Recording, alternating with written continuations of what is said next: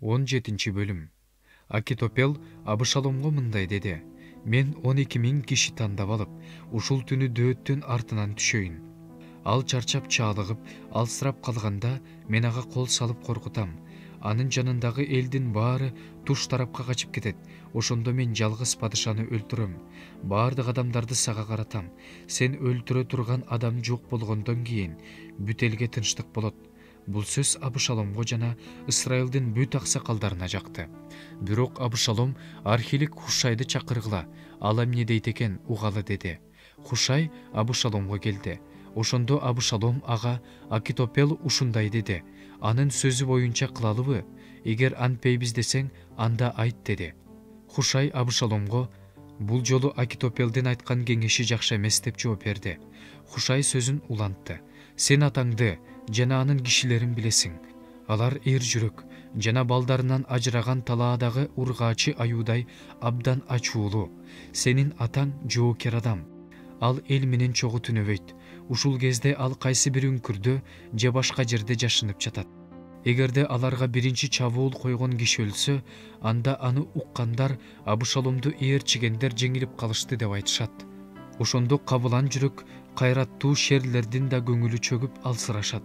Анткени сенин атаңдын эр жүрөк экенин, анын кишилеринин кайраттуу экенин бүт Ысрайыл билет.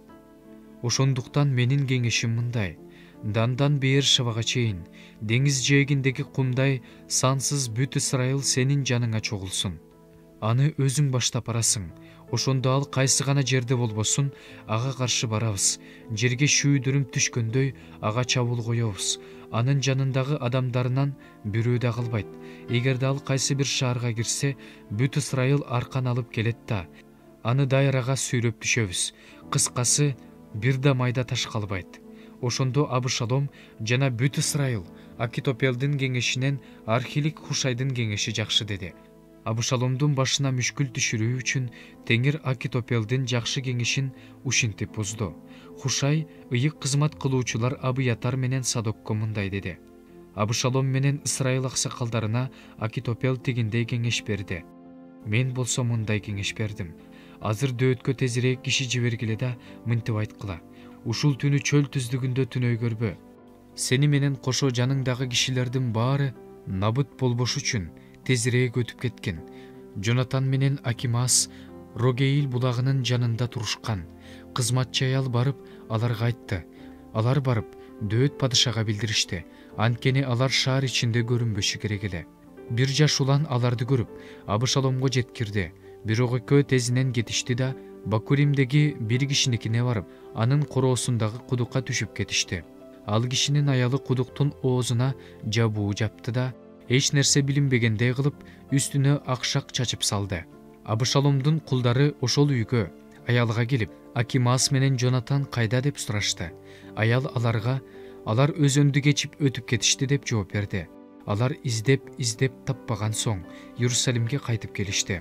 Алар кетишкен соң тигилер кудуктан чыгып, дөөт падышага тургулада тезирээк суудан өтүп кеткиле. Анткени силерге каршы Акитопел ушундай кеңеш берди деп билдиришти. Дөөт жана анын жанындагы адамдардын баары туруп, Иорданды кечип өтүштү.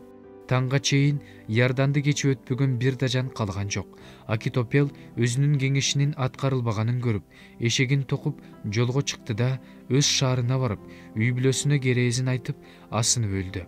Сөөгү атасынын мүрзөсүнө коюлду. Анан дөөт Маханаимге келди. Абышалом бүт Ысрайыл менен Иорданды кечип өттү.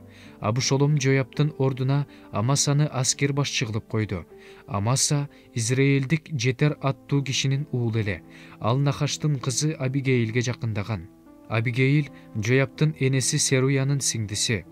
Абышалом башында турган Ысрайыл кошууну Гилат жерине жайланышты. Дөөт Маханаимге келгенде Амондуктардын рабесинен Нахаштын уулу Шоби, Лодебардан Амеилдин уулу Махир жана Роглимден Гилаттык Барзилай, жууркан төшөк, табак, чопой диш, буудай арпа, ун, таруу, буурчак, кызыл жасмык, куурулган дан алып келди. Алар эл чөлдө ачкачылыктан алсырап, чаалыгып чарчап чаңкашты деп дөөткө жана анын кишилерине азык кылып бал, май, кой, уйдун сүтүнүн быштагын алып келип беришти.